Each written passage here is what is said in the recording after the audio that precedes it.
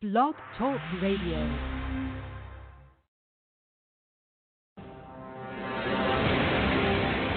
All we say to America is be true to what you said on paper.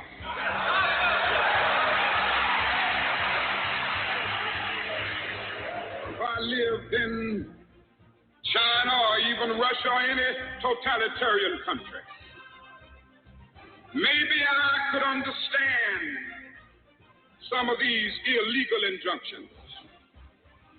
Maybe I could understand the denial of certain basic First Amendment privileges because they haven't committed themselves to that over that. But somewhere I read of the freedom of assembly. Somewhere I read of the freedom of speech. Somewhere I read of the freedom of press. Somewhere I read that the greatness of America is the right to protest far right.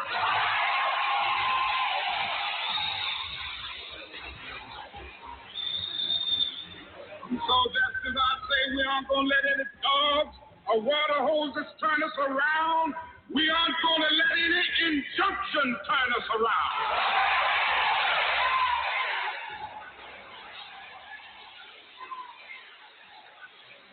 Well, I don't know what will happen now. We've got some difficult days ahead. But it really doesn't matter with me now because I've been to the mountaintop. I don't mind. Like anybody, I would like to live a long life. Longevity has its place. But I'm not concerned about that now. I just want to do God's will. And He's allowed me to go up to the mountain. And I've looked over and I've seen the promised land. I may not get there with you, but I want you to know tonight that we as a people will get to the promised land.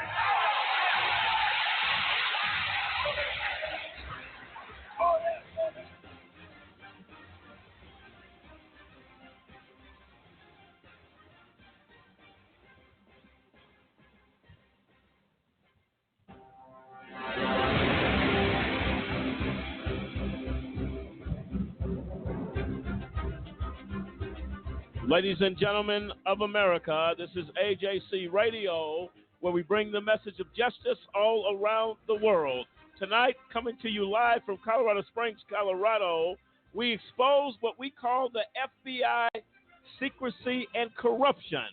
How is it that in America, the FBI is appearing to be above the law? They target financial, they target religious institutions, and without cause. Tonight we begin to roll back the curtain, if you will, on FBI corruption and the secrecy that is involved in that corruption. Folks, hang on. This is AJC Radio. We take off right now.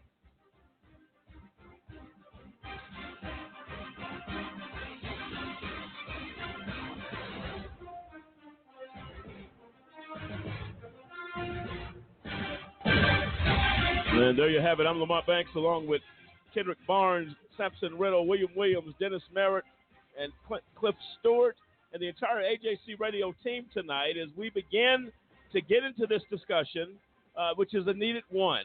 Why is it that the FBI, who is the largest law enforcement entity in the United States, has such power? Because of secrecy and cover-up tactics that the American people simply will not be aware of.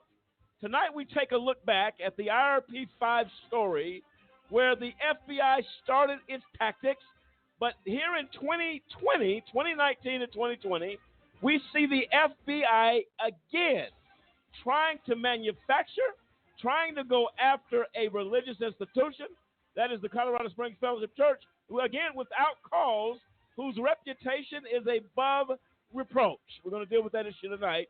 And I'll tell you what right now, William, this is something that definitely needs to be discussed because until somebody takes action against this institution, they will continue to feel like they are above the law. That's correct. To do what they do. Your thoughts? That's correct. I mean, they have ruled through intimidation. That's all that they've done, and they run around lawless, unchecked, and we have, as a society and as a country, has allowed them to continue to do this, and they've been operating this way for decades. And so, until we understand, number one, what our rights are as citizens of this country, and what this agency is responsible for, and what they can and can't do, and what they can and can't do concerning us, that's the thing. We live in this darkness, and then when they show up, it's all about intimidation. It's all about setting the stage of fear to get what they want. And so they're corrupt. This is something we really we need to wake up to. Dennis, your thoughts? I agree. When you think about it, because there's no real oversight over the FBI, they're almost like a rogue police. And what's happened is they have so much power that they could use that power to manipulate people, and then, of course, get them in a position where they could actually, get them in prison for long periods of time for crimes that were never committed or that they did not commit. But because of the power and because there is no policing the so-called police, then we have these situations. That has to stop. Well, the problem you have here, though, is that they talk about acts of intimidation. They talk about the fear tactics that are used by – if you open your mouth and say to somebody, look, the FBI is involved, everybody wants to take flight and start running. Why? Because the secrecy that's involved. We will talk tonight about the FBI going to individuals' jobs, going to their bosses, trying to intimidate people, because when it comes to your livelihood, people are going to be pretty much, you know what? I have to take care of my family. I have to pay my bills. What do you want me to do, FBI? That's wrong. What gives the FBI the right to go to your employer and say, did you know that so-and-so is going on with your – what? That's against the law. On every possible way, it is an issue that, again, these are acts and fear tactics. And what happens, the FBI primarily preys upon the fears and the ignorance of most people that simply do not know their rights. We're going to talk about that tonight. What are your rights? As a United States citizen, you don't have to speak to the FBI. Period. That's true. Yeah, you don't have to do it, but people are not aware. We're going to be uncovering that tonight as we get into this conversation, folks. And the second part of this is the secrecy. All the secret. We don't say anything. We can't say anything to anybody. Why not? Why not? If you have something that clad tight, why can't anybody talk about it? It's not going to work here. We're going to deal with all of these issues tonight, folks.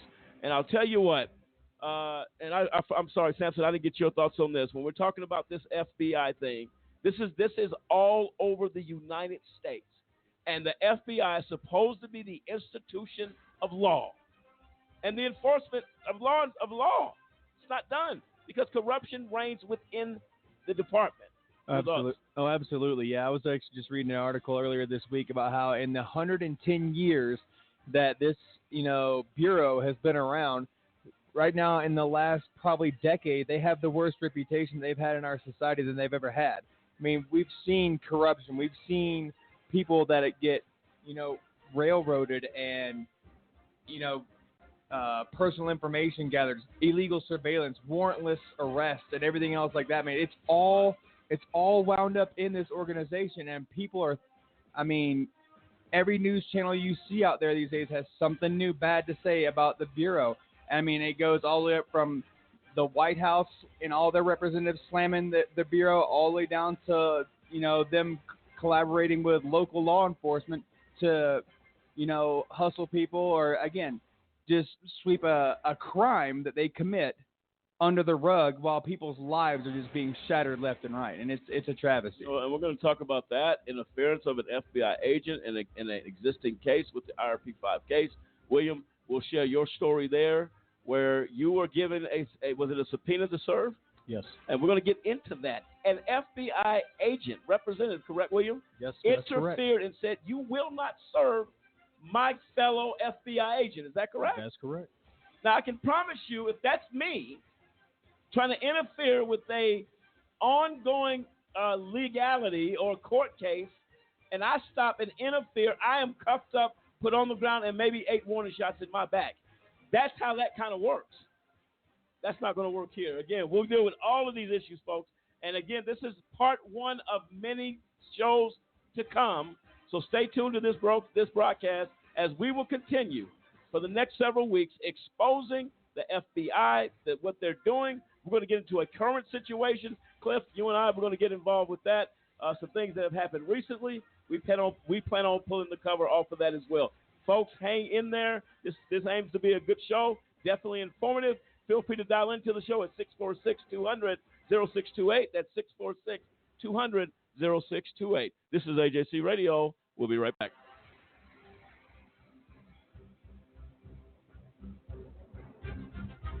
For a kid whose mom or dad is in prison, life is tough. Now add a wrongful conviction to that. Life just got a little bit tougher. Trying to explain to friends why mom or dad is not at the school play or at the ball game is something that no kid should ever be faced with. Especially if mom or dad is innocent. Ladies and gentlemen, get involved today to stop the epidemic of wrongful convictions. By remembering a Just Cause with a monthly, annual, or one-time donation, you can help in the fight against wrongful convictions. Call a Just Cause today. 1-855-529-4252. We seek justice for the children as they go to bed at night and mom's not there. Dad's not in the other room to make them feel safe. Not because dad or mom did anything wrong, because justice could not be found. Join us for the children, for they truly are our future.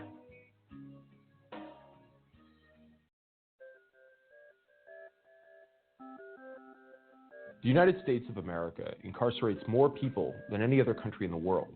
In fact, the U.S. hosts more prison inmates than all other developed nations combined. As of 2010, the world population was over 6.8 billion people, with an estimated 9.8 million in jail. This figure, compiled by the International Center for Prison Studies, refers both to individuals held in jail awaiting trial and inmates serving time after sentencing. So there are 9.8 million human beings on planet Earth living inside of cages that we know of. In 2010, the U.S. was home to about 309 million people, 4.5% of the world's total population, but housed 23% of the world's prisoners. So take a moment to think about what this means. It means we imprison more people than enormous autocratic countries like China. We imprison more people than Russia. Compared to the size of our population, our rate of imprisonment dwarfs our closest allies, like the United Kingdom, France, and Canada. As of 2010, there were over 1.6 million post-trial inmates serving sentences in America's state and federal facilities. This number does not include those being detained pre-trial or those on probation. The most unique feature of incarceration in America is the large and active role of our federal government. In most countries, crime is reacted to at the local or regional level, whereas the American government finances and legislates a significant portion of law enforcement at the national level. State governments still do their fair share of incarceration, though. California and Texas incarcerate more than other states with over 171,000 inmates each. Florida is a close third with over 103,000 prisoners. But no single state locks up more people than the federal government with over 208,000 inmates. Perhaps the nickname Land of the Free, Home of the Brave should be updated. Though I suppose you need to be brave to endure the highest likelihood of incarceration the world has ever known. Prisons are not what we think about when we think of America, and they shouldn't have to be. A free nation shouldn't imprison so many people, and a fiscally responsible nation can't afford to. With close to $40 billion a year in state correctional spending, the financial costs are obvious and staggering alone, but the human costs are often underappreciated. 1.6 million fathers and mothers, brothers and sisters, sons and daughters of American families are incarcerated. It's time for people to realize that the criminal justice system in America is desperately in need of reform.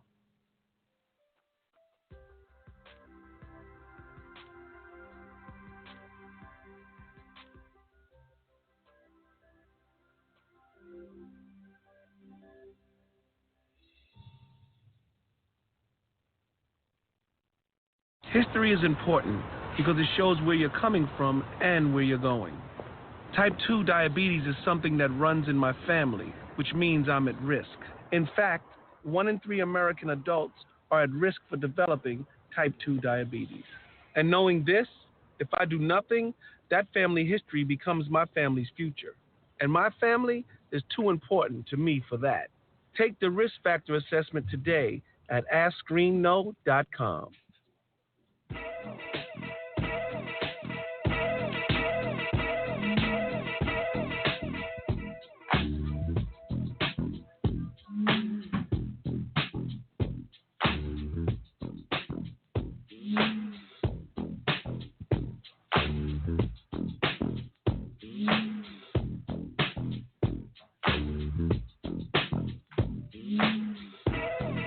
Welcome back, ladies and gentlemen, to AJC Radio tonight, as we are definitely in conversation, if you will, with some major issues. And what our job is as advocates is to really expose the issues of corruption. Tonight we deal with the FBI, one of the as we know, one of the most well-respected, at least in perception, they try to put forth this perception that they are the law enforcement of the land, that they are the ones of high integrity. They're the ones that do everything right by the book because they are the FBI, Federal Bureau of Investigations. Well, tonight we are here to tell you that is the biggest joke in the law enforcement world as we know it. We have been talking tonight, as we have kind of prefaced the show, to address the FBI secrecy and why are the things within the FBI as secret as they are, other than what's coming to light now, is to cover their breaking of the law. So when I tell you, man, Dennis, if we're in a situation, or I come to you and say, hey, man, just got to keep this hush-hush. Just keep this here. Why? If everything's above board, why? And what the favorite thing they like to use is, we don't want to be a conflict or interfere with an ongoing investigation. We don't want to compromise the investigation. Has nothing to do with it. If you're the most powerful entity in law enforcement, how are you going to compromise an investigation if the contacts and the things that you do are legitimate? Cliff, I'd like you to go in, if you wouldn't mind, to go in talking about the latest incident, and we're going to build a picture here, folks. The FBI has come after Colorado Springs Fellowship Church. They hide behind different shadows and say, well, this is what we're doing. But in reality, that they're actually doing the undercover things that are illegal. Illegal. And we ran into a situation where the FBI, along with other entities, went in and really pulled private bank records of the church, of its pastor. Here's the kicker. There was no warrant. There was no subpoena. There was no court order to go into the bank accounts of members, go to their jobs to bring acts of intimidation against them because they were not getting the story they wanted to get. That is corruption. That is an abuse of power. And Cliff, go ahead if you will. I want to go into the situation with Damien and what the FBI's latest actions have been here of late. Yeah, and Lamont, when just to preface and to kind of extend on what you were just talking about, you look at how when the FBI went into the bank accounts of Colorado Springs Fellowship Church, the pastor of the church, several parishioners. You're talking about parishioners that, and this was all under the guise of, we got to find out, what's going on with the IRP Solutions case. And so they used that as a guise to go into all these different accounts of all these different people. Now they're saying that, this is a a case about wire fraud and mail fraud, which that didn't happen either. But then you go to LaWanna Clark's case and the things they did there, how they basically lied about her perjuring herself. Judge Arguello didn't allow the evidence to be shown that proved her innocence. But the thing about that trial and how it all comes together is that when the prosecutor, Assistant U.S. Attorney Matthew Kirsch, asked the grand jury foreman, what is the target of this investigation, of this case that we're dealing with that's supposed to be IRP solutions and all these things happen? The grand jury foreman on the stand said the target of this investigation is the pastor of Colorado Springs Fellowship, Rose Banks. Now, when you look at that and you bring it all together, now, yeah, if you're thinking, well, hey, at that point the judge should have said, what is going on here? This is not a case about wire fraud and mail fraud. This is a case where you're trying to go after the pastor of this church. What's going on here? I'm putting a stop to it. Of course, we're talking about Judge Christine Arguello, so obviously that did not happen. But when you look at putting it all together, this was started 15 years ago, and that trial happened in 2009, 2010, something. Yes. So you're talking 10 years ago. So we find out earlier this week that a former associate of ours got in trouble, was talked to by the FBI, arrested on one of the Caribbean islands, and being brought up on charges. And from what we're being told, the FBI sits him down and basically says, we can make this all go away if we can get you to place a bug into none other than Pastor Rose Banks' house. Now, how long do you keep carrying a dead ball? How many times do you look and search? Like you mentioned earlier, Lamont, they went into the church banking records, into the pastor's banking records, no subpoenas, no nothing, found nothing. And yet they're still, to this day, coming back and saying, we want to put a bug in the pastor's house. Why? What are you looking for? There is nothing to find. Well, and here's the thing. Let's be clear. This is an invasion of a church parsonage. A church parsonage, and this is illegal. You don't take a normal citizen off the street and say, we want you to do some covert FBI activity. That is not what you do. We'll drop this case if you basically do our dirty work so we can get you to break the law. So it's not said that we as the FBI break the law. Well, let's be clear. This is an attack on a Christian institution. This is a church. You're invading a property of the church. This is what you're doing. So you're telling this guy, go plant a bug in this church parsonage. Let's be clear. All this falls under the church. So if the FBI can basically do what they want to do and attack one of the most sacred institutions that is supposed to be in this country, a church, its parsonage, its pastor of 38 years now in this community. Who says they're not going to go in grandma's church next week and attack that institution? That's why it has to be stopped. And you went and actually went to a guy with no training and said, we want to put you in a situation where you're going to plant something for the FBI. You know why you have to go outside the realm of doing it the right way? Number one, you have nothing. You're not going to get a court order. So let's just get this guy and say, look, do us a favor. We'll blackmail you and say, look, you either do it or you're going to jail. Help us out here. And you, as the FBI, can call that above board. It's not above board. It is a complete catastrophe. And we have it, whereas Cliff will tell you, we went to Washington, D.C., talked at that point to the offices of Orrin Hatch, Senator Hatch, who is now retired, and said there is something wrong here. A religious institution has been attacked, has been a target, all under the guise of the IRP solution situation. Again, they had no case there. They have no case here. And, speaking of that situation, when we went to Senator Hatch's office, when his legal counsel looked at the court record.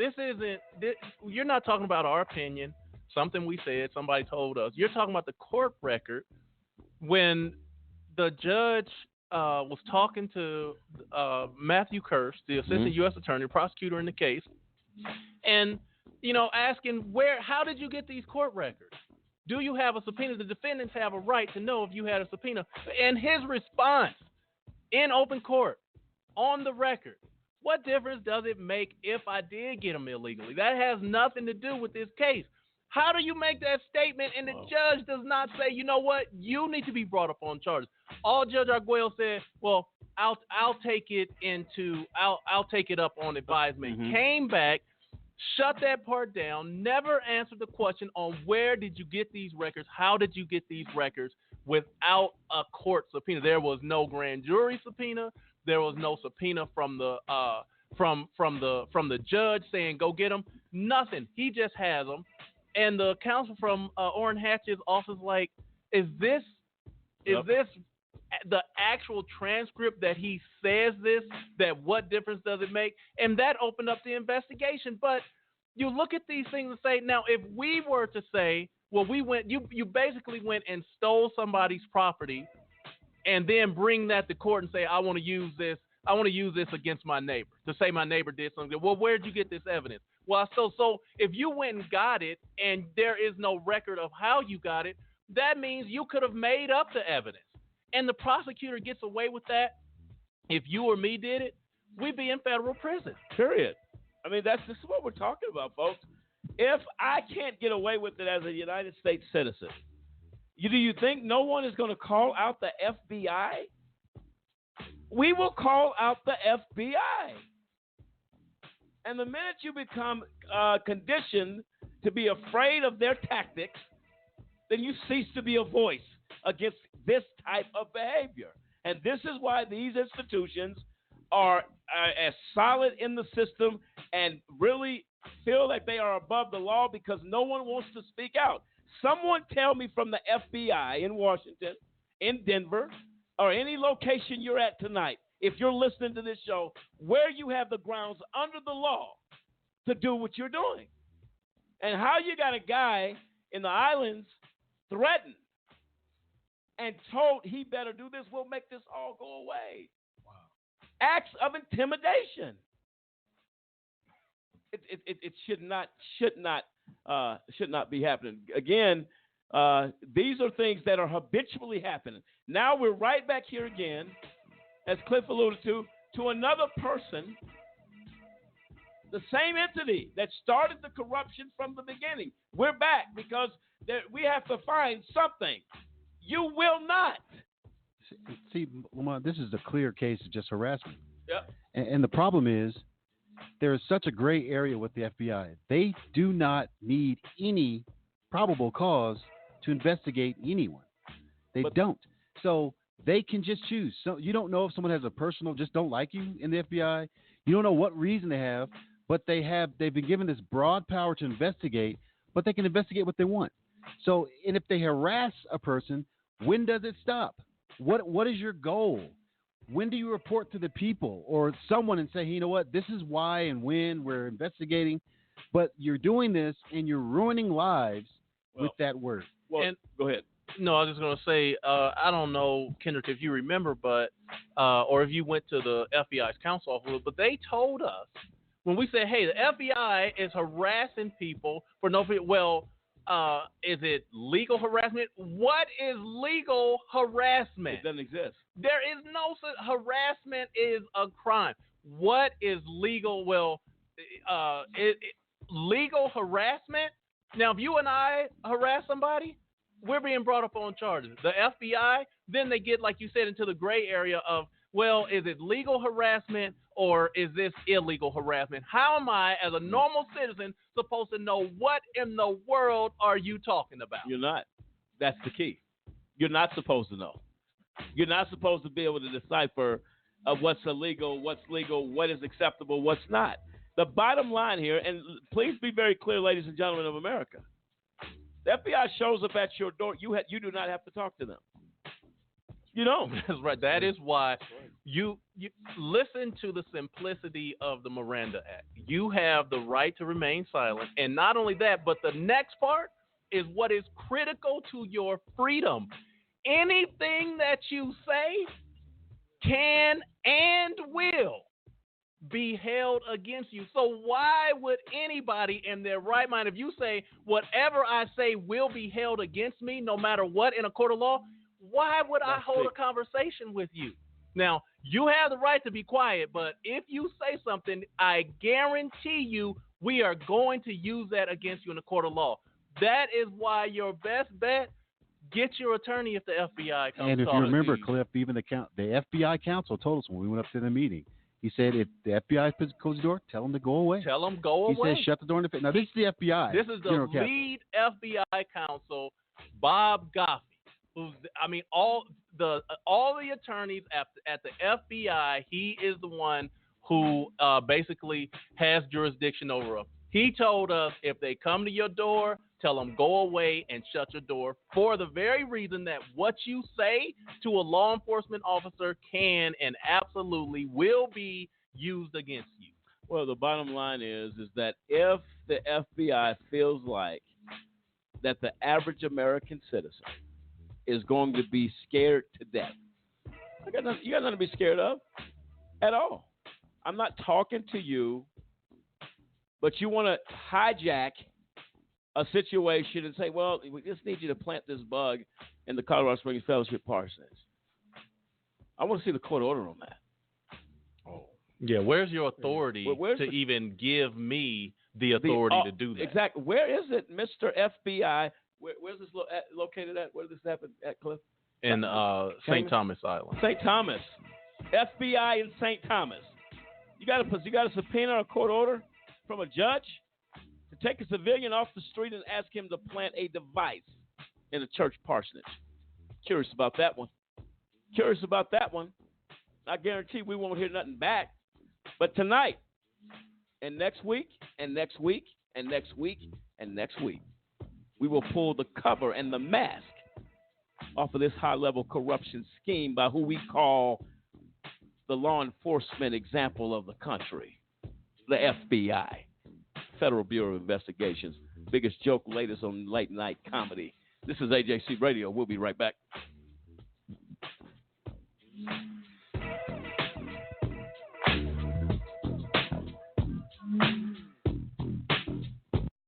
Do you know anyone who's been sent to prison who's innocent?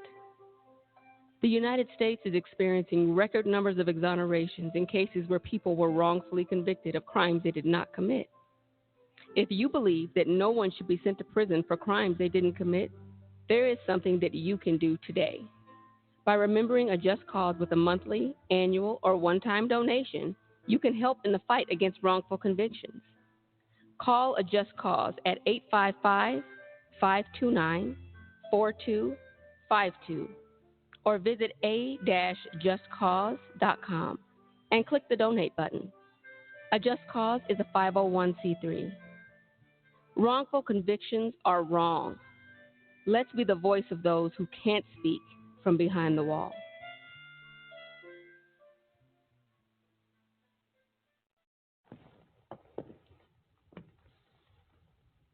Let me tell you who to blame.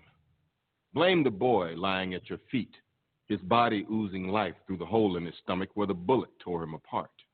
Blame him for challenging you, for not looking away and for not backing down when you pulled out the gun. Blame your mother for bringing you into this world when she was but a kid herself and for dragging you up, not bringing you up. Blame society for not giving you hope. Blame your father for not being there, the man who looked after himself instead of looking after you. Blame the gun in your hand for making you a target, for making you more likely to be picked on. Blame the dead boy, blame your mother, blame society, blame your father, blame the gun, blame anyone but yourself for not being strong enough to put down the gun, to break the cycle.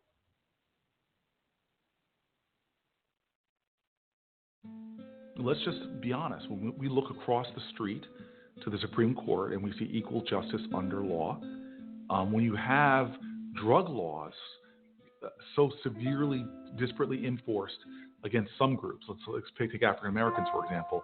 There's no difference between black and white marijuana usage or marijuana sales, in fact. But blacks are about 3.7 times more likely to be arrested for it.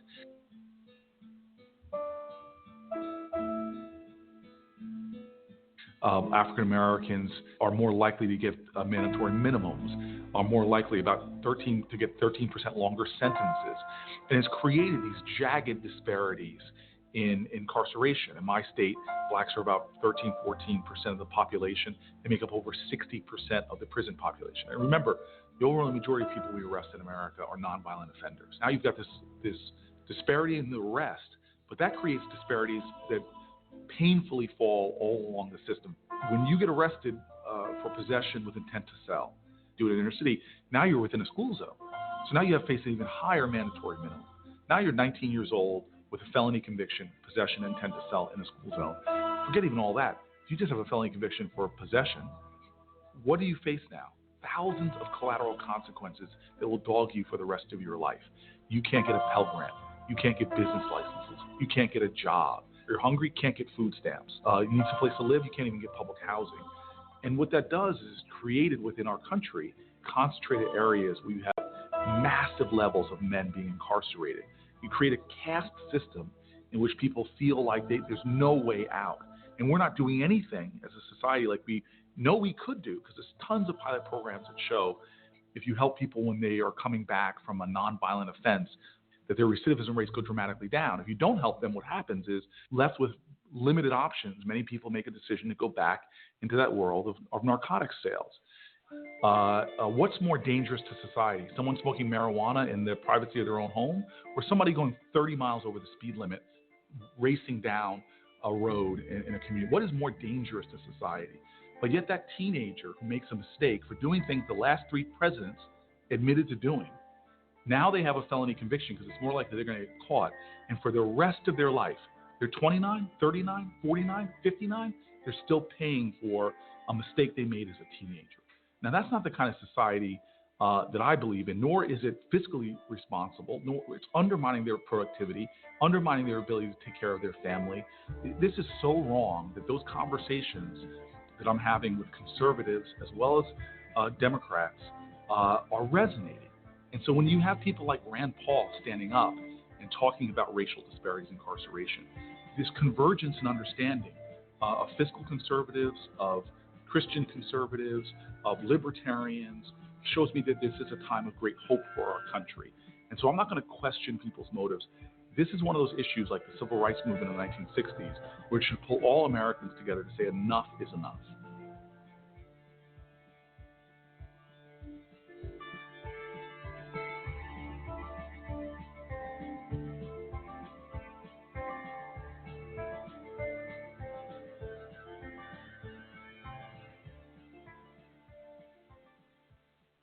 We have a big problem, and we need your help. It's happening on college campuses, at bars, at parties, even in high schools.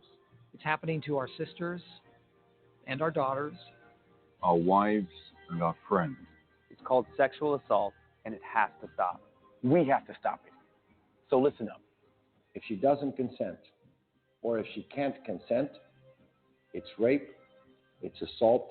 It's a crime. It's wrong. If I saw it happening, I was taught you have to do something about it. If I saw it happening, I speak up. If I saw it happening, I'd never blame her. I'd help her. Because I don't want to be a part of the problem. I want to be a part of the solution. We need all of you to be part of the solution. This is about respect. It's about responsibility. It's up to all of us to put an end to sexual assault. And that starts with you. Because one is too many. I wanted to be in the military since I was a kid. I served in the United States Air Force. I served a total of 16 years. I was deployed 13 times. On my second deployment, 4 bombs hit my vehicle. And at 19 years old, that's the first time I ever saw somebody die. Coming back, I was raging. I started having pretty horrible nightmares. I would wake up in the middle of the night, sweats.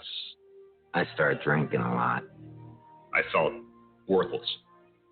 I guess I never recognized it in myself. Eventually, one day I just walked into the VA hospital and said I'd like to see somebody. Don't suffer alone. You got to find that link with somebody that'll make you let it go.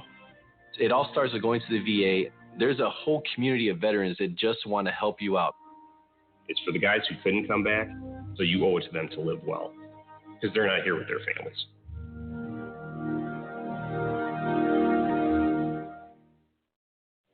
Picture this, a 75-year-old man convicted of murder, waiting for his trial to finally go through.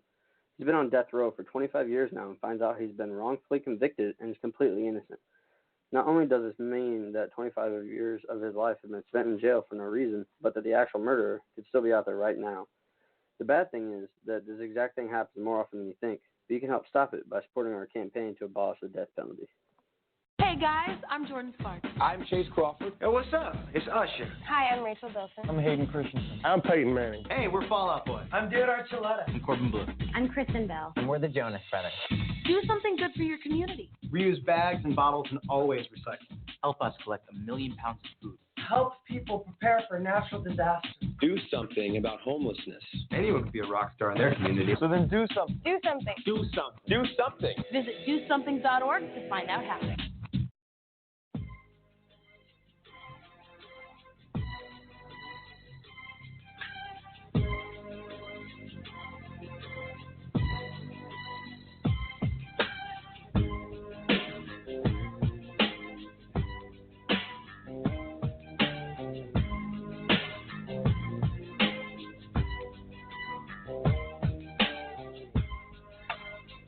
And welcome back, ladies and gentlemen, to AJC Radio tonight as we continue this discussion regarding FBI corruption, FBI abuse of power, FBI really accountability for different things and investigations that have gone on in this country. But namely tonight, mentioning the untiring effort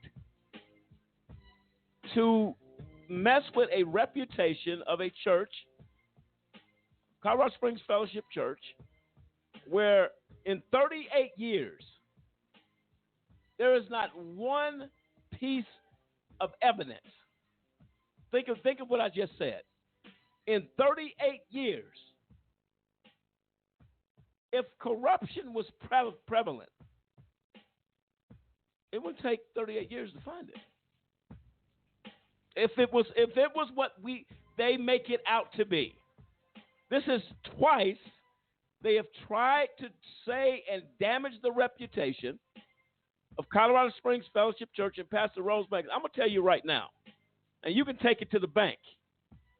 There is no such corruption in 38 years with Pastor Rosebanks and Colorado Springs Fellowship Church. We have said before on this program, if people choose to leave a church, it's their right to leave or to stay. But to take a action to give the indication or the perception that there is some type of breaking of the law is ludicrous.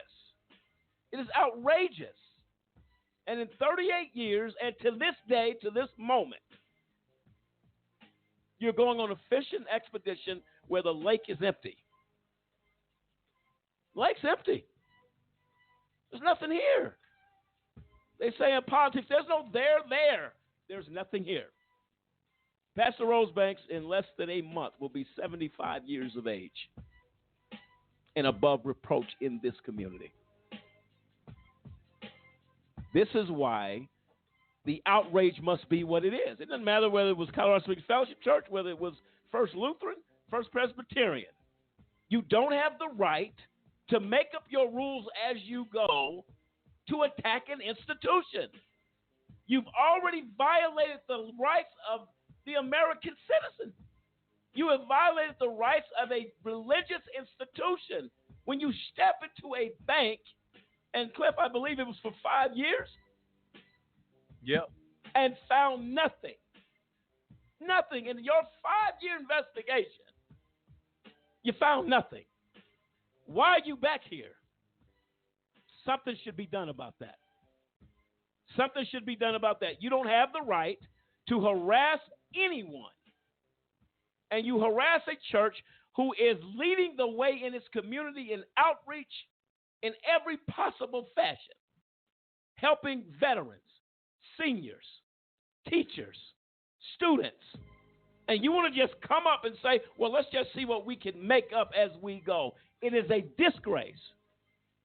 And my question is, could this be the reason that President Trump made it clear of the ongoings of the FBI over the years?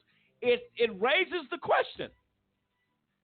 If they'll do it to the average citizen, if they have no boundaries even to attack a church and a senior pastor of 38 years in this community, why don't somebody tell me who's who's not a possible target of the FBI? Why don't somebody share that with me? This is a disgrace in this country. And we've been saying for years, they're going to eventually attack people in their most vulnerable areas. That's religion. Let's go there. And I can tell you now, in 38 years in this community with Pastor Banks, and before that in Bamberg, Germany, above reproach. Above reproach. We're not going to sit back and say nothing to that Federal Bureau of Investigations. That's the offices in Denver. Continue this garbage. And it trickles down all the way from Washington, D.C. It is what it is. Your thoughts, Samson? Yeah, as I was just sitting here listening to you, it's like the fact of the matter is that the FBI, like you said, they're used to using their intimidation tactics. They're used to trying to skirt the laws like the Patriot Act or, the FISA Section 702, amendment on that, where, it gives them certain authorities, but people don't read into it. They don't educate themselves. And when they run into people like some of us, that are on the show, or some of the people that attend Colorado Springs Fellowship Church, where we know our rights. We know what we can do. Well, that's why there's such a backlash against men like of the IRP-5, where you have educated citizens. They're like, no, we don't have to do this. No, you don't have the right to go and, monitor me, without a warrant. You don't have the right to go and, that's why there's such a backlash. That's why there's such a pushback. That's why there's all these judges are in on it and everything else like that, because the fact of the matter is the FBI wants to use their Gestapo tactics. Go ahead. No, go ahead, Samson. Finish. I mean, they just want to use fear and intimidation, and they want to try and bully their way, through people's lives to keep control and keep doing whatever they want to do, again, through just sheer force of will and fear. Let me break this down for our listeners that may not know it. Pastor Banks has been in Colorado Springs since 1981. You know what Pastor Banks does? Goes home, goes to church. Have to occasionally go out, go to regular routine dental appointments, things like that. She goes home and goes to church. We got plenty of criminals in this country. Why are you targeting a 75-to-be-year-old pastor? And here's the ironic part. Her message that she delivers is to obey the laws of the land. It's true. Do it the right way. Don't break the law. We have been educated in the IRP-5 case that that's not enough. You don't have to break the law to be harassed by the FBI. You don't have to break the law to go to prison. You don't have to break the law for an FBI agent to interfere with a serving of a subpoena and threaten, basically, you're not delivering a subpoena given by the court to anyone. Who gives you the authority? FBI doesn't have the authority to do that. They did it to William. It's true. Stop them in the middle of delivering a subpoena from the court. The fact that person, that agent of the FBI, the fact that they even thought it good enough, you had to have no respect for the court, but you had to know what kind of judge you were dealing with. They don't do that to any judge. That's right. It's true. You had to know this judge will not do anything. They were proven to be right. So before you challenge, I promise you, you challenge the order of a judge who's given a subpoena, in most cases, that's a problem. Had it been me stopping someone from serving someone, I would have been on my stomach, handcuffed behind my back, and told I was obstructing justice. Automatically. But an FBI agent can say, you're not serving my fellow colleague. And what gives you the authority, sir, to interfere with a court order? This is the culture of a nation. This is a culture of an institution that believes themselves to be above the law. You are not. And it is high time that citizens look them in the eyeball. I'm not worried about your little sunglasses, your little blazer jacket you're wearing. You're not getting ready to intimidate me by whatever you're bringing my way. I have rights. Every obstacle in this country when it came to securing the rights of citizens, somebody had to stand up and say, you're not doing it to me. And how you can even sleep at night, Mr. FBI, attacking a senior citizen who goes home and goes to church. She's not bothering nobody. She's living her life like she has every right to live. But you don't have nothing on your docket other than attacking senior citizens and religious institutions. That's a disgrace. William, tell them the story, if you will, about what happened with that situation with the FBI interfering with that process. Well, what happened was I had received the court papers, and I was going to serve the FBI agent at his home. It was a Sunday. I was in suit and tie, dressed nice, didn't look, shady or anything like that. It was middle of the day. Knocked on the door. There was no answer. And so I just got in my truck, went up the street a little bit, and I said, I'll give myself some time. It was middle of the day. I figured they'd stepped out, come back later. So maybe 5 or 10 minutes later, all of a sudden, here comes a burgundy Buick LeSabre. I'll never forget it. Comes and pulls it. He hit the corner real quick. He didn't even stop at the stop sign because I was up the street. There was this intersection right between myself and the house I could see. He pulls up, doesn't even stop at the stop sign. Makes a left, heads right towards me, pulls over on the opposite side of the street of me, his car facing the opposite way. He hops out, grabs his badge, pulls it out, and it's on his lanyard, basically drops it on his chest, got his gun bag or belt on. He steps out, and he said, "Are you here to serve?" I'm sorry, go ahead. How does he know that? It totally shocked me. It totally shocked me because I'm sitting there. There's nobody around me. I'm not even in front of a house or anything. I'm just sitting there, side of the sidewalk in front of a vacant lot. And did he make it clear to make sure you saw his gun? Oh, absolutely. Absolutely. That was the first thing he saw. He put the whole belt system on so I could see everything. And now there's my question. How does he know you're there to serve a subpoena? See, and he did. Well, he knew, and they told him. And so he came up in that wooden. He came up to my window and was asking me. He said, "Are you here to serve a subpoena?" And I looked at him real strange. I said, "Yes, I am." He said, "Well, you're not supposed to serve this agent." I said, well, "Why not? Why am I not supposed to serve him?" And it was Agent Moen. Mm-hmm. I said, "Why am I not supposed to serve him?" I said, "Here I am. I got the documents from the court. His name's on it. His name's on it. It's an official document. Why am I not supposed to serve him?" And so he said, "Well, you should be receiving notification. If you have a smartphone, you should be receiving notification here shortly that you shouldn't serve him." I said, "Well, why is that?" I said, and I'm sitting here looking at him, and he's got his hands on his waist basically next to his belt. So he's trying to force this intimidation on me. So I'm sitting here saying, okay, why am I not supposed to serve him? Well, the agent, he's not there, and his family has been saying that people have been attempting to, knocking on the door late at night and stuff like that. I said, well, as you can see, it's middle of the day Sunday. I don't know who that is, but I just went up to the door, rang the doorbell, and nobody answered. Got in my car, went up the street. And so he's sitting here trying to force his point on me.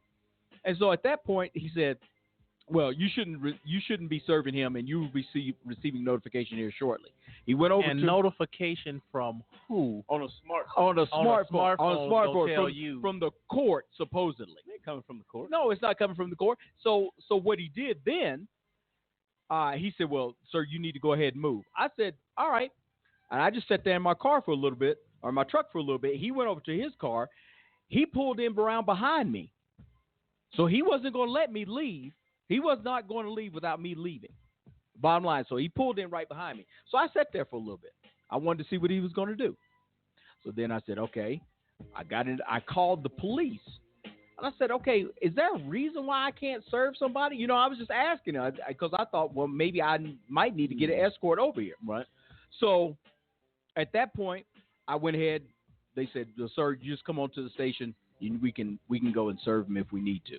So because I figured at that point, I need to have somebody from law enforcement because I don't want this guy to turn around and say that I did something illegal or I was trespassing or something along those lines. I said, I'm just simply trying to serve this document, period. And so that was the whole thing about it. I was like, who told you? Why? How did you know this? Now this is the sickening part of the FBI and their intimidation tactics. First off, you have no jurisdiction of law enforcement on a city street. No. If you see an accident, if you see somebody get shot, as an FBI agent, you defuse the situation and call the local police. It is not your jurisdiction because somebody is sitting on the street. You need to go ahead and pull off. Who gives you the authority to tell me to pull? And who you don't serve this agent since when he's a citizen? He's not acting in his official capacity as an FBI agent. I'm at his home that is public record that I am serving him a court order to show your butt up at the courthouse. And another agent comes, you're going to have to leave. Yeah. Now, if you would have saw him get out of his car, he's approaching you, badge or not, and you get out and pull out your pistol, say, man, I don't know who you are, where you coming from, but why are you stepping to me with a gun on your side?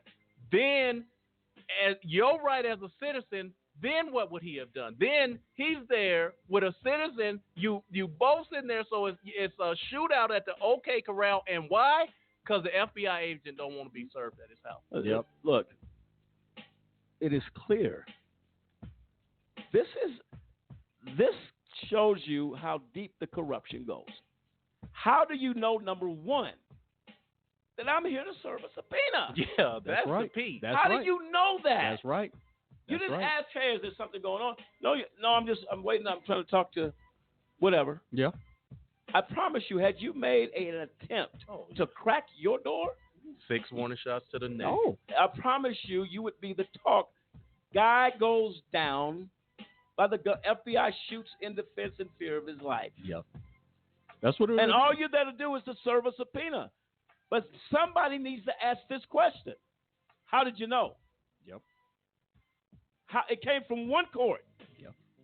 How do you know? And see, the thing about it was, I'm sitting there thinking, okay, I need to serve this man. I need to serve this man. I need to handle this.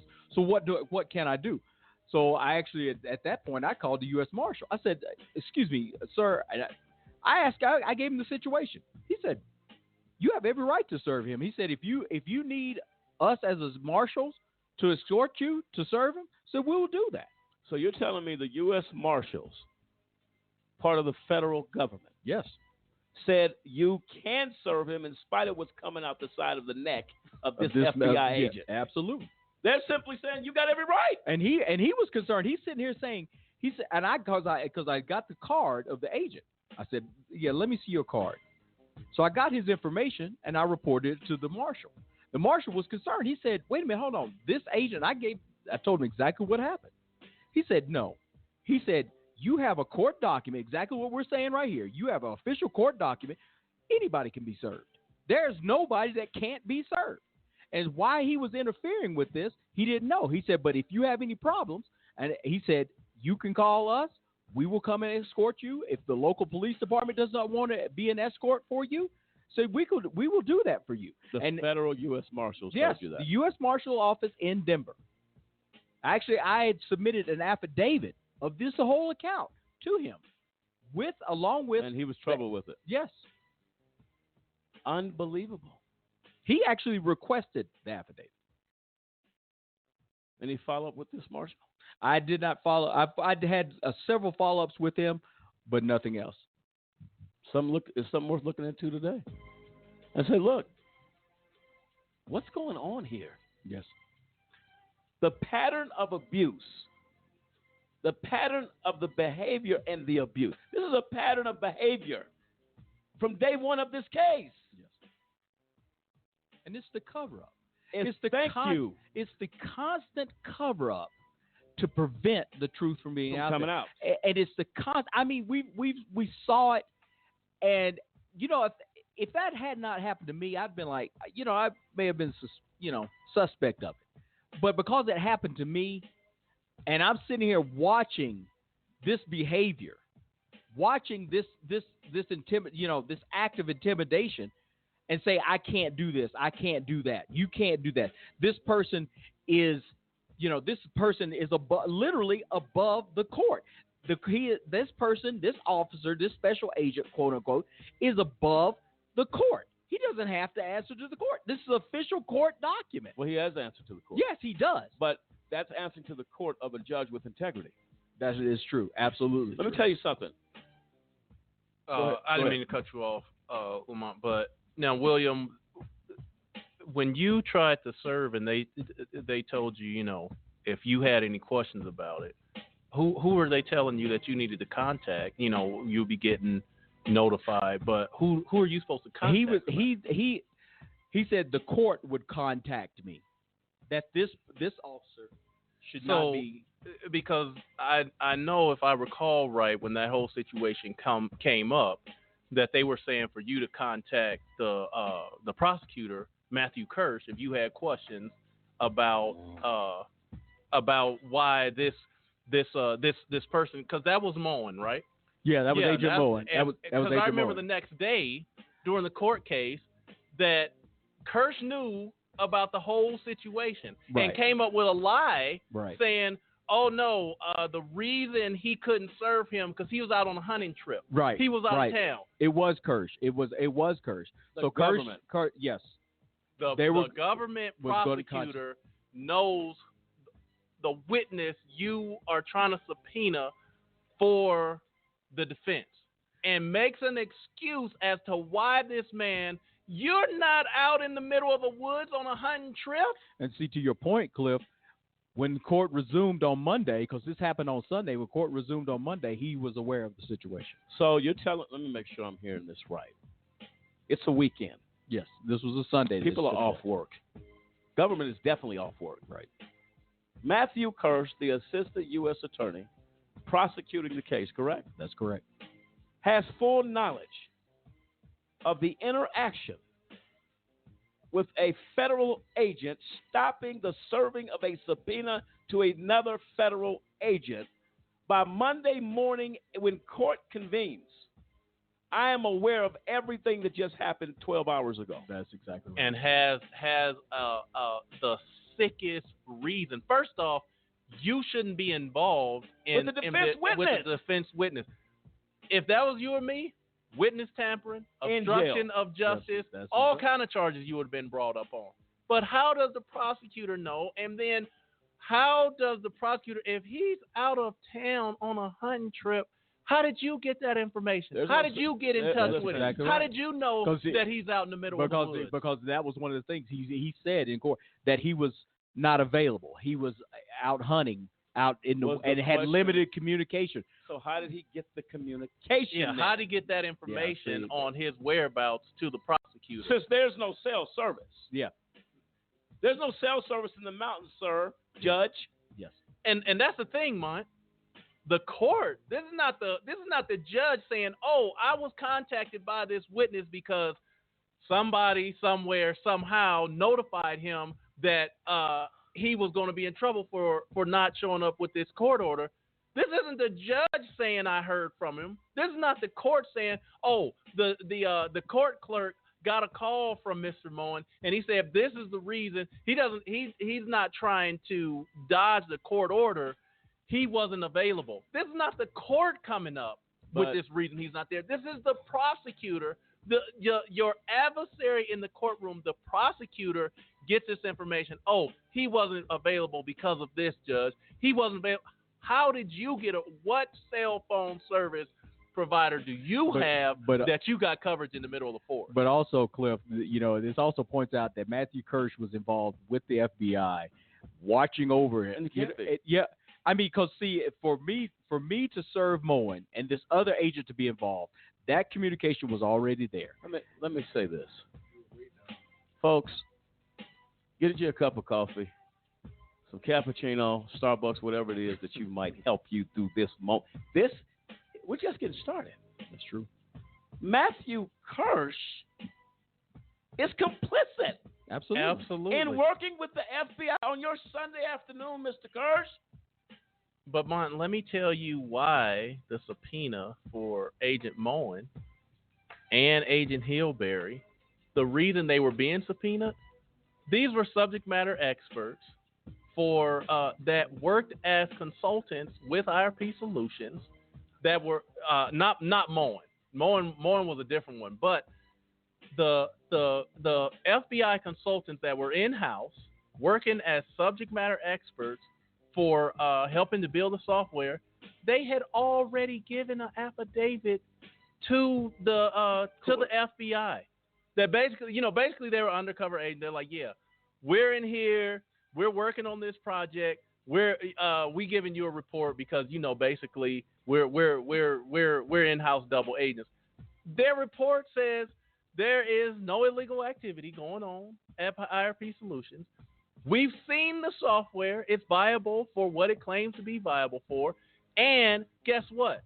When you guys finish with this frivolous investigation, and obviously I'm ad-libbing a little bit, but when you're finished with this investigation, I want to continue to work at IRP Solutions because I believe in what they're doing. They're trying to help law enforcement. How then do you come up with some trumped-up charges saying there's some mail fraud when you got the Federal Bureau of Investigation investigators in-house saying, man, y'all barking up the wrong tree. There's nothing going on here.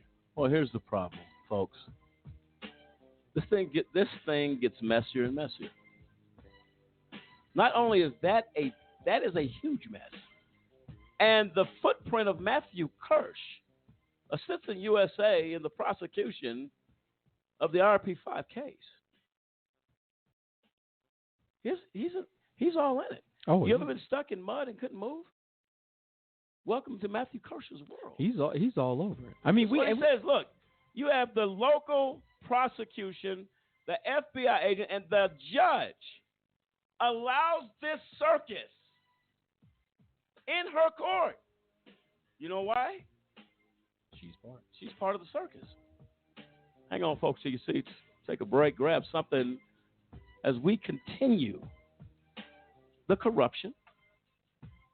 And I'll tell you what, we haven't even got started yet. This is AJC Radio. We'll be right back.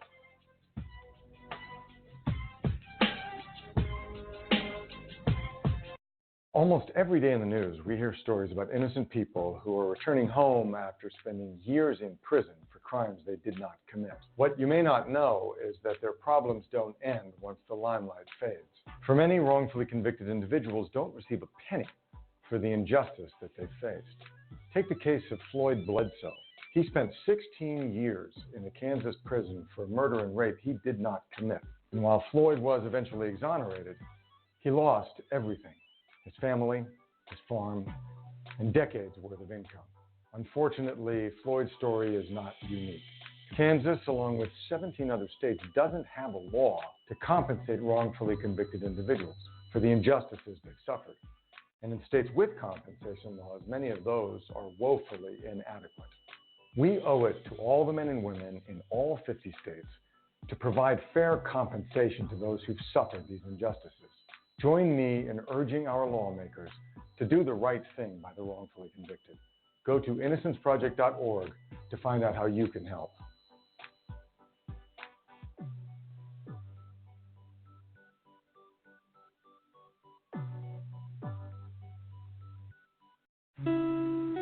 My nephew Joshua was 13 when he was killed in 2001. Was living with me at the time. He asked me, can I go by Billy's house? I thought, well, what's the harm in that? My mistake was I assumed that there was a parent home. I assumed his father had his weapon properly secured. The kid had removed the magazine, so the kid was sure that the gun was safe. And what he didn't know was there was a bullet chamber. Joshua had this fear of weapons because he lost his mother to gun violence. I think this kid really pulled the trigger to show Joshua that it was not dangerous. The hardest thing I've ever had to do in my life is to tell my mom we have to bury her grandson.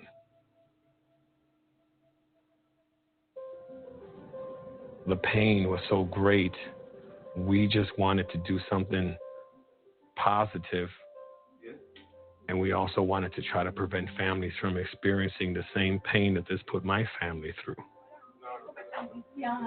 We began working with the End Family Fire campaign. Family Fire is the accidental shooting of a family member with a weapon that was improperly secured, improperly stored. It's a difficult conversation for people.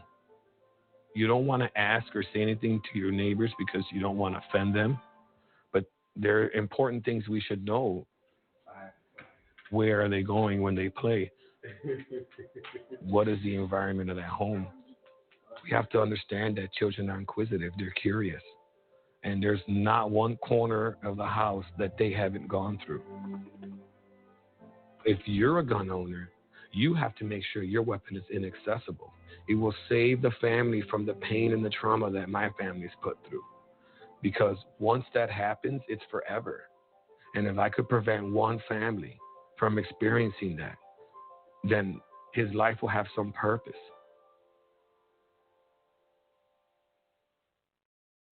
Over 1 million people are sitting in the prisons of America for nonviolent offenses. That's why I'm asking you to join the American Civil Liberties Union and help us in the fight to end mass incarceration. We spend over $80 billion a year incarcerating people. Alternatives to prison, like community service, drug treatment, and rehabilitation, costs less and can turn lives around. It's time for fair justice. It's time for smart justice. And we need your help.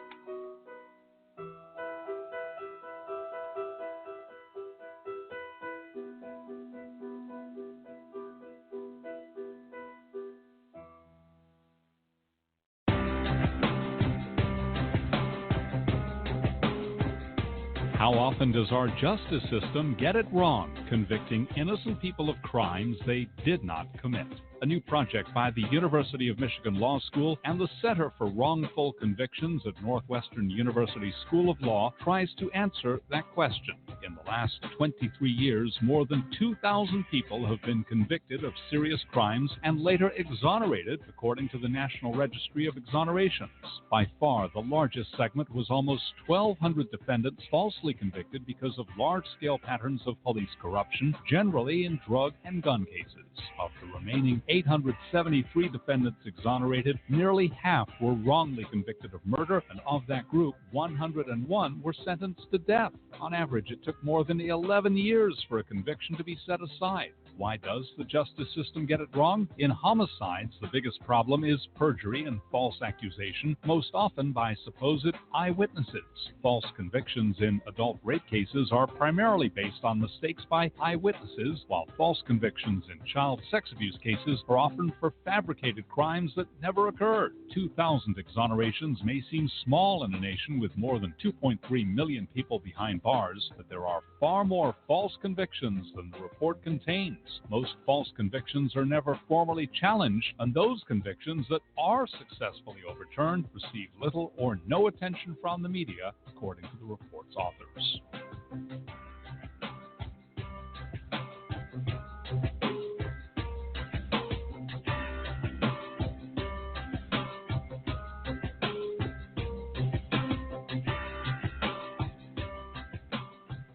For a kid whose mom or dad is in prison, life is tough. Now add a wrongful conviction to that, life just got a little bit tougher. Trying to explain to friends why mom or dad is not at the school play or at the ball game is something that no kid should ever be faced with, especially if mom or dad is innocent. Ladies and gentlemen, get involved today to stop the epidemic of wrongful convictions. By remembering a just cause with a monthly, annual, or one-time donation, you can help in the fight against wrongful convictions. Call a just cause today. 1-855-529-4252. We seek justice for the children as they go to bed at night and mom's not there, dad's not in the other room to make them feel safe. Not because dad or mom did anything wrong, because justice could not be found. Join us for the children, for they truly are our future.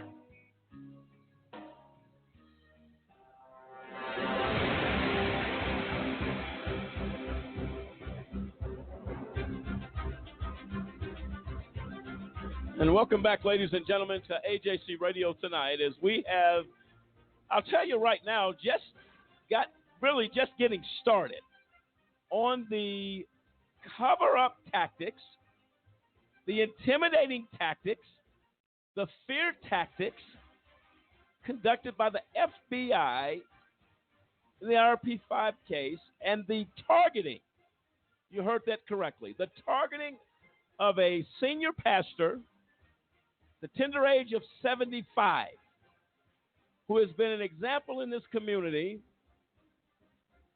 of touching lives and making a difference.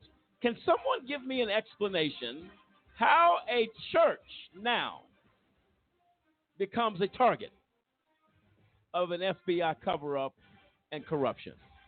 Because that's exactly what it is. This FBI has not only done this, Cliff, I forget the date range you told me, the date range when this first started, when the FBI started way back. William, what was the date of this? When this first started with the FBI subpoena, where they interfered with all of that? That was during the trial, right? Yeah, it was during the trial. It was during the trial. I'm trying to think of the date. Okay, I'm not specifics, but this has happened a while back. Right. And they're back again. Right. Still same. With no thing. substance. Same thing. Well, and Mont, going back to this situation that happened with William trying to subpoena this FBI agent and Matthew Kirsch knowing about it, and the judge. I mean, Judge Arguello did nothing to reprimand anybody that did not show up for a subpoena. We had other individuals, like from the Colorado Bureau of Investigation, the CBI. There was an individual there that IRP Solutions had been working with, Colin Reese. He got subpoenaed. I mean, got served the subpoena. You have to show up on this day at this time. Totally ignored it. Said, well, I'm at work. I'm not coming down to the courthouse. When that was told to the judge was like, well, where is your witness? Our witness tells us, Your Honor, that he's not coming. He's ignoring the court order. He is ignoring your subpoena. Well, you'll have to fill out the proper paperwork to get him down there. No, you're the proper paperwork. When I notify you that, I don't mean to cut you off, but when I notify you that a witness does not show up to a court subpoena, your responsibility is say, U.S. Marshals, go down, and if you have to, drag him, put him here in the seat. He was notified. It is a responsibility, an order of the court for you to show up when you're told to show up. I'm blown away right now. Yeah. And the point is, too, we were getting chastised for our witnesses not being there. And that is why she forced you to get on the stand, and she didn't do her job. And the next point is, as they're discussing these witnesses, the prosecution and the judge are discussing them. They're our witnesses, and they're not even let us in on the conversation. So we're sitting there in court as Matthew Kirsch and the judge are telling us where our witnesses are and why they are not there. That is witness tampering. That makes no sense. Look, you do not have to be a law expert to know that each side is not to talk to speak to any of the other ones with witnesses in the case. The prosecution cannot have words with defense witnesses, nor can defense cannot have words with the prosecution witnesses. Thus, the perception that you may have said something to this witness that veered their testimony. That's common sense. That is law and order NBC 101. You can't do it. So now we call out the FBI. This is not only, let me tell you something. The FBI's corruption trickles to the prosecution and the government of the United States all the way to the bench of this judge. There are 3 tiers of action that could have been taken to stop it. The problem is the corruption trickled from the bench. That's the problem. The judge could have simply came in and said, look, this is outside of protocol. It's illegal. It is witness tampering. I won't allow it in my court. You cannot. How do you know the whereabouts of a defense witness, Mr. Kirsch? How do you know he's having a vacation hunting in the mountains, Mr. Kirsch, with no cell service? How do you know? How do you know? It's clear. It's a cover-up. It's a cover-up that the judge was a part of. Exactly. That's why she couldn't come in the courtroom, Cliff, and say nothing. Right, because when this is brought to your attention, like Kendrick said, you're talking about my witness and where they're at. The judge and the prosecutor is in on it, but you, as the defense, with it being your witness, have no idea where your witness is. And the importance of Moen as the FBI agent, this is and on the line of this corruption, Moen was the single witness in the grand jury that supposedly got the indictment for the IRP case. He's the single. There was no other witnesses, just him. This should have been the government's witness. Why wouldn't you want him to come in and retestify what he told the grand jury? Does that make sense? What? Because you're the one that said, well, I've proved that these guys were up to no good.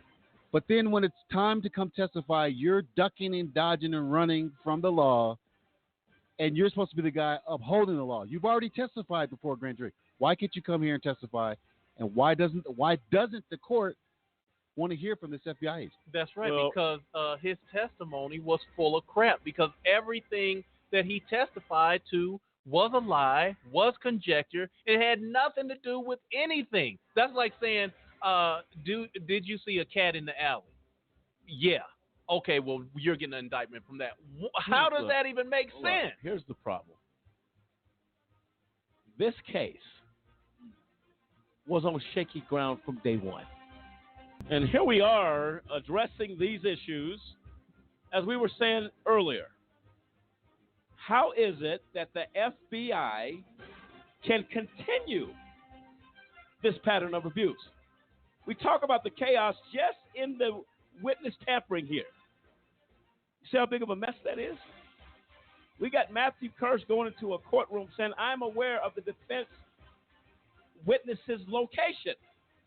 He's hunting in the mountains. The fact that you know that, you should have been thrown out the courtroom. Is that right? That's true. How do you know this? If I was to be in that courtroom and say, the prosecution's witness, he's down at the bar down at Johnny's having a drink. How do I know that? That's common sense. That's what you're dealing with here. Dennis, what did you come across? You were sharing with us during break. What did you come across? Regarding FBI behavior, is that correct? Yeah, just a lot of different tactics that they use, in reference to eavesdropping, utilizing the Patriot Act to actually hack cell phones and stuff like that. Earlier in the show, they was talking about how the FBI was, trying to use an informant to get inside the pastor's house. Stuff like that they use, and believe it or not, taxpayers pay for all that equipment that they use to eavesdrop and to do different things to American people. And it's not, and the majority of it is not legal, but they use the Patriot Act to say it is. Okay. I'll tell you right now, these tactics are not nothing that's new. None of these tactics are new with the FBI. The problem is you now have people coming out saying, what are you doing? That's where we're at. And now people begin to get, wait a minute, I do have rights. As I said earlier, how do you attack a church, its pastors, and a 75-year-old pastor? Just give me some logic on that one. There is none. Can somebody help me with that? How do you target a church who is known for community outreach at its highest level in its community? I've been told that the reputation of the outreach and the foundation by this religious institution, Colorado Springs Fellowship Church, is a pillar in its community. What gives the FBI the right? Now, this isn't a mega church. Everybody's talking about mega churches, money. What's going on? We're talking about a community church in its community. Far from mega. Why are you targeting that church? And another thing that you get with the FBI, their quote-unquote spokesperson, Mr. Dorschner, he was asked on local television, well, is this church under investigation? Oh, no. Church isn't under investigation. Why do you have 8,000 pages of financial records if the church isn't under investigation? So the spokesman basically is a liar. He's lying. So you're telling me spokesman for the FBI. No, the church isn't under investigation. Absolutely not. The pastor, no. This case has nothing to do with Colorado Springs Fellowship, but we do have 8,000 pages of financial records over the years. And on top of that, we're over international waters with the guy at the Thomas Islands in St. Thomas. St. Thomas, asking for a bug to be planted in the parsonage house. But no, they're not investing. What are you doing having a conversation over international waters about a 75-year-old pastor?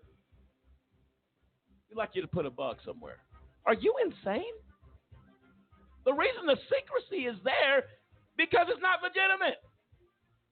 I wonder, it makes you know, this is how cases are built. Through conjecture, through speculation, not from facts, not from actual facts of anything criminal. Let's just create a movie script and call this pastor, this church, well, we're going to take a look at this. Look at what? I want a court order. Mr. FBI in the St. Thomas Islands. Where's the court order? Give me the name of the judge who gave you authority to put a civilian in somebody's house and violate their privacy. Help me with that one. This is AJC Radio. We'll be right back.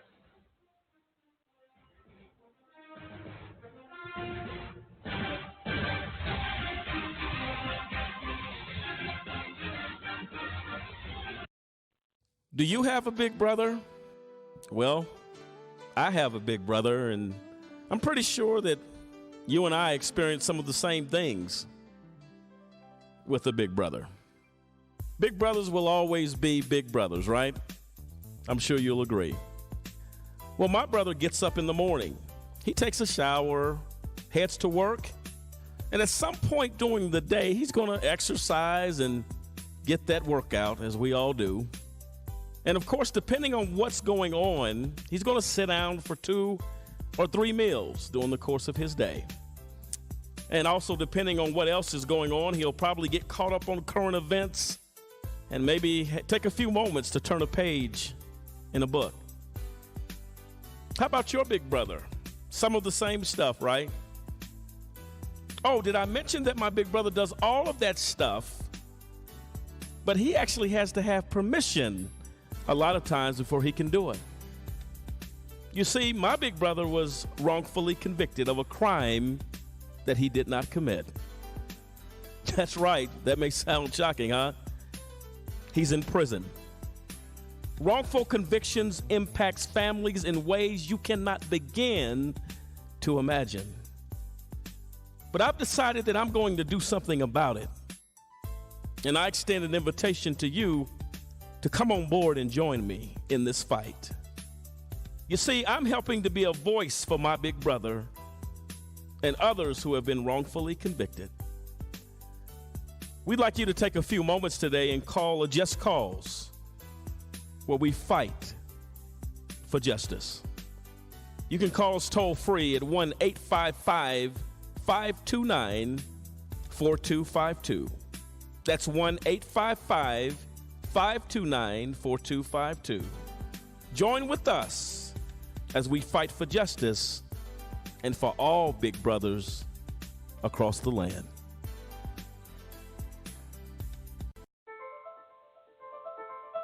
There's a lot of mud when it rains here, and it makes it really hard to find food.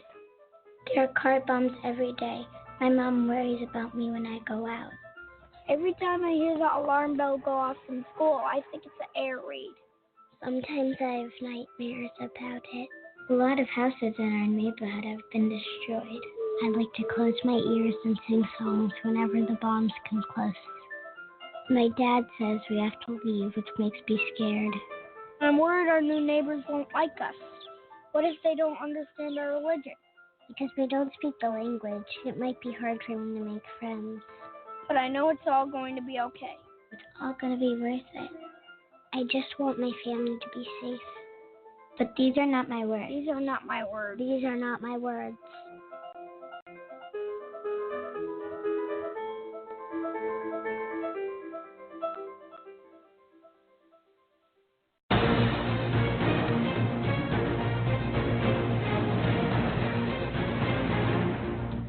The FBI, one of the most respected institutions of law, we find has a high level of corruption, high level of secrecy,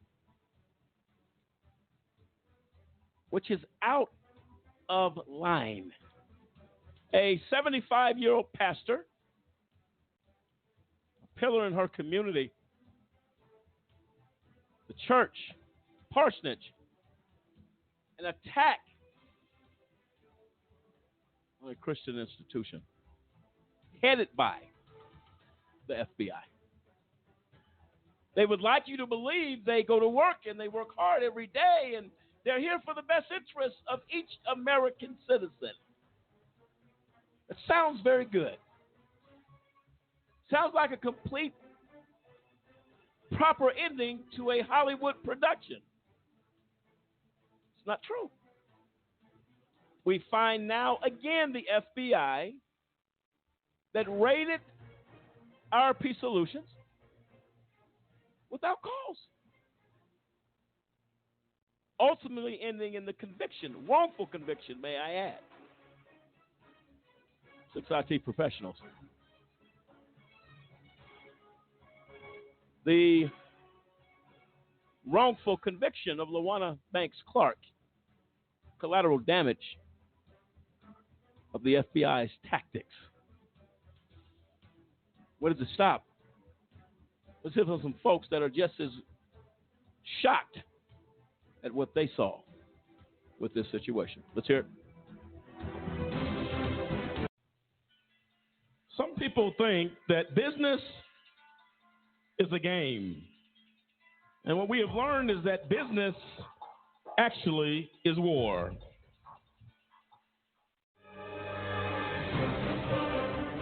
My name is David Banks, and I'm serving an 11-year sentence at the Federal Correctional Complex Prison Camp in Florence, Colorado. I've lost everything. My business, my money, my family, my future, my church, and my freedom. When they wanted people to sign non-disclosure agreements and all that kind of stuff, sometimes they didn't want to do it. Strange to me. I think it's still strange. It just absolutely makes no sense. Is this really real? Is this happening? And then all of a sudden your whole life is ripped apart. Justice is not fair anymore. They say justice is supposed to be blind. It's not blind. It's not blind. They pick and choose who they want to convict and who they want to free. Ladies and gentlemen of America, what is going on when innocent men get locked away? Ladies and gentlemen, have you stopped to ask the question, where is justice?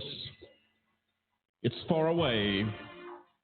They were floored that they were even being raided. It became very clear that the court-appointed attorneys were not working for the guys. And it seemed like in many cases that they were collaborating or working with the prosecution. We constantly hear in the news, every week you're going to hear about another person wrongfully convicted. There you have it. Tough questions in need for answers. Lady Justice has gone missing. Where is she? Is this happening in America? The American dream has turned into a nightmare. Crying children left behind as a result of a corrupt system and corruption. We will seek and search for justice. We will ask the tough questions. We will demand answers as justice lays idle in the streets of America. We look for the answer.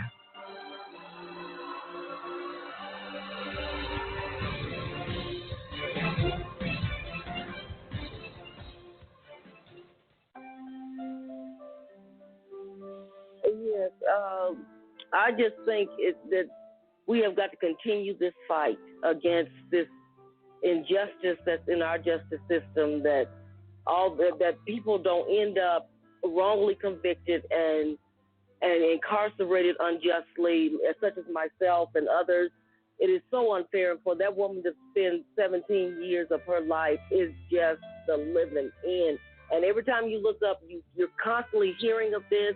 People have got to open their eyes and deal with it. I mean, everybody wants to believe that we got the best this, and the United States is the place to be, and it's not true. It's not true, because things have gotten out of hand, and people are taking the law into their own hands, doing what they want to do. They're free to mistreat and degrade and hurt people, and nothing's done about it. Something has to be done about it. And I think it's just got to be, and I'm glad that I can be a voice to say it's the time that I spent there unjustly that was so unfair and so wrong. It put a fire and a desire in me that I can't even describe, because when I hear of someone else that has lived through this, and the years upon years of people's lives that are being destroyed and being taken from them, it's just such a heart-wrenching, sad thing. And I think it's just got to be, people have got to stand up, they've got to fight, and they can't quit. And the Just Cause and all the other organizations out there that say, hey, we gotta push this, we gotta fight, we gotta stand up until something changes. That's the thing. We can't give up. We gotta stay in the fight and fight it until we win. And I think that's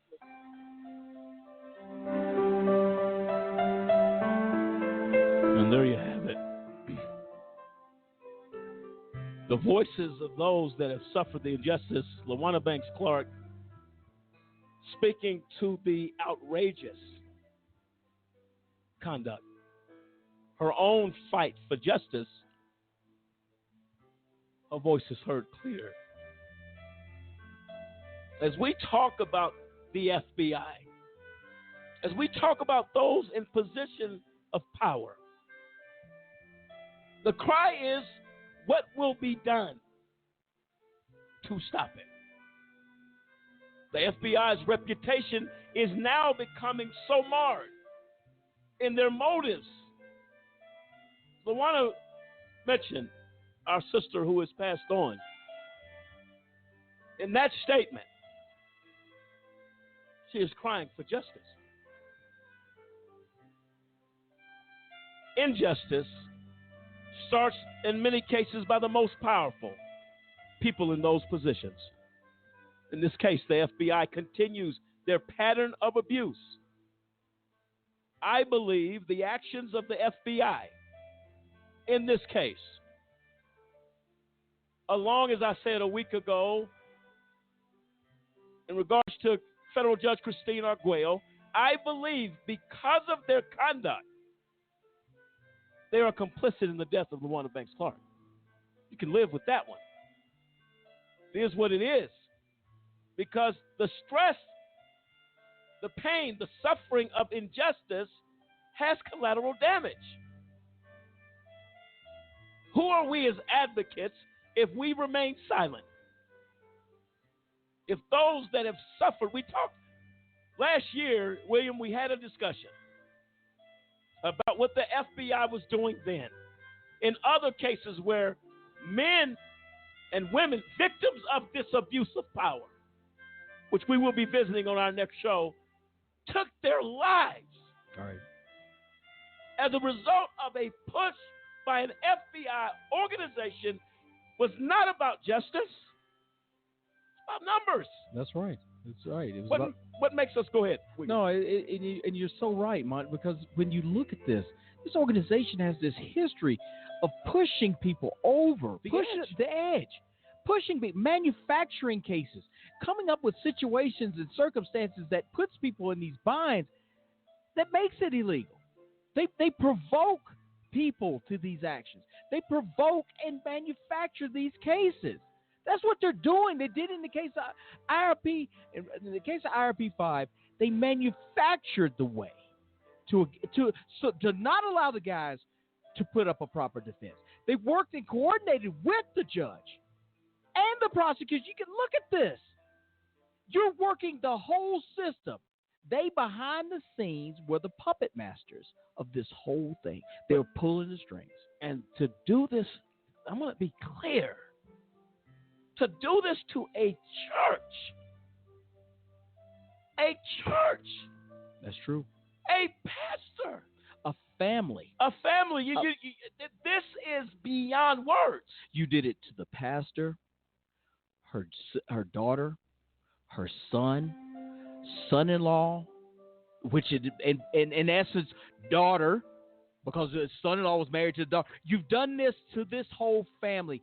You're now talking about a decade and a half of this abuse, this constant stuff that's been going on. And the key here will not stop. No. They're going to stop. No.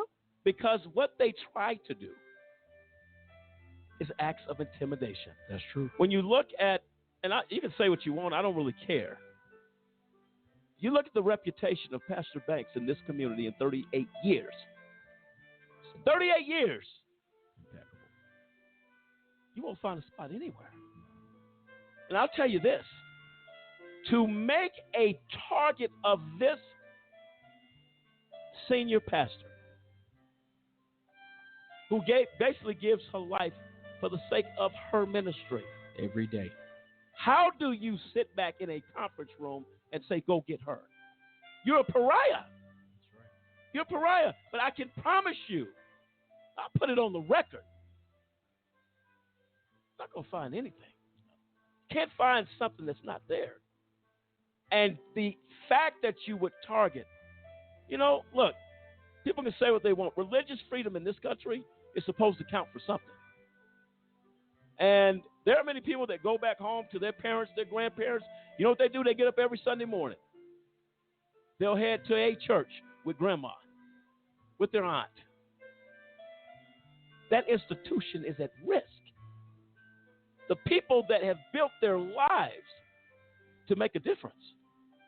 That's true. How do they become targets? And you don't have any other information to say, let's go after those who are really a problem to this nation. I can tell you right now, Colorado Springs Fellowship Church, Pastor Rose Banks, Just ask the folks in the lives that have been touched here.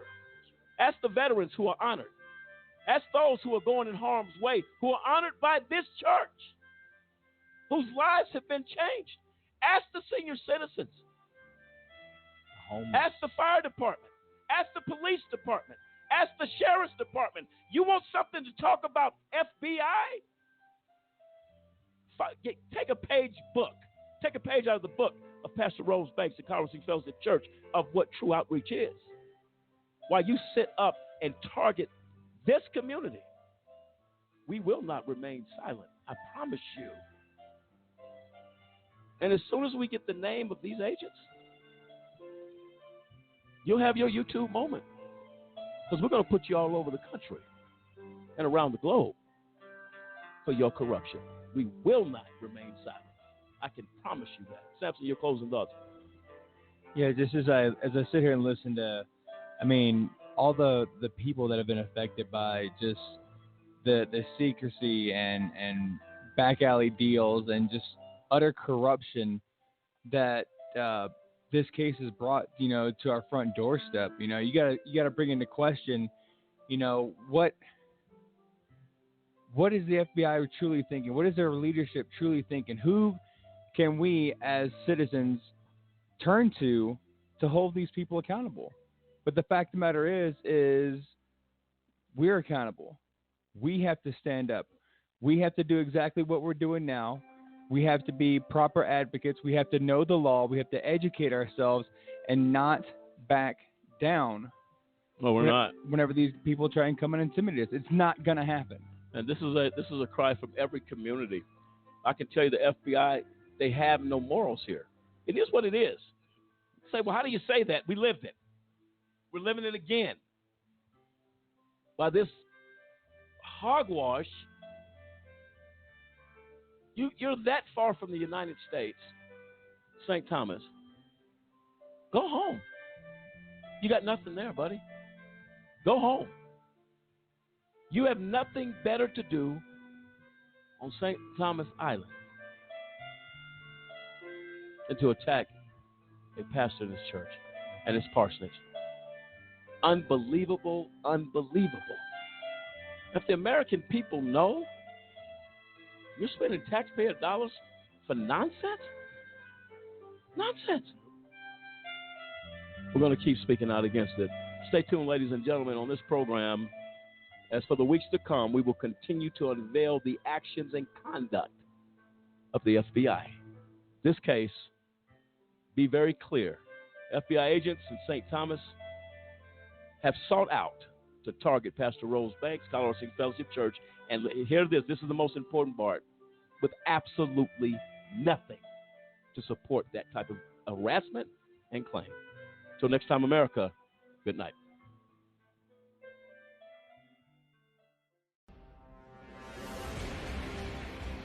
All we say to America is be true to what you said on paper.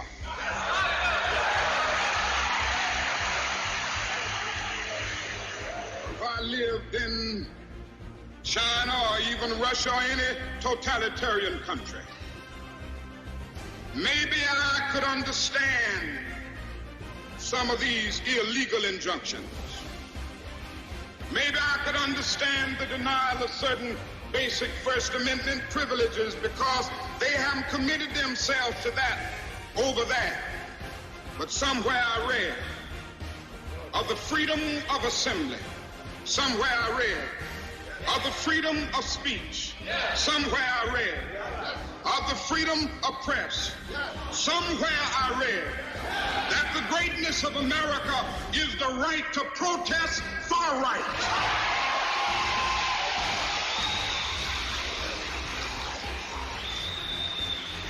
So just as I say, we aren't going to let any dogs or water hoses turn us around, we aren't going to let any injunction turn us around.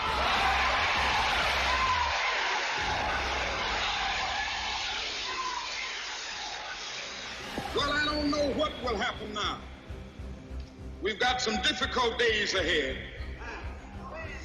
But it really doesn't matter with me now, because I've been to the mountaintop. I don't mind.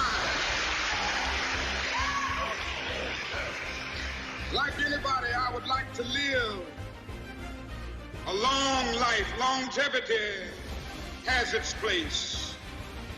But I'm not concerned about that now. I just want to do God's will. And He's allowed me to go up to the mountain. And I've looked over and I've seen the promised land.